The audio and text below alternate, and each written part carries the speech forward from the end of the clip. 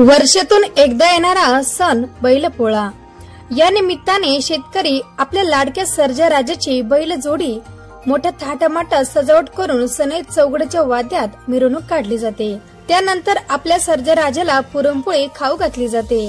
राजूरमधील आठवडी बाजारात बैलपोळ्याचे साहित्य खरेदीसाठी शेतकऱ्यांची प्रचंड गर्दी सध्या पाहायला मिळते।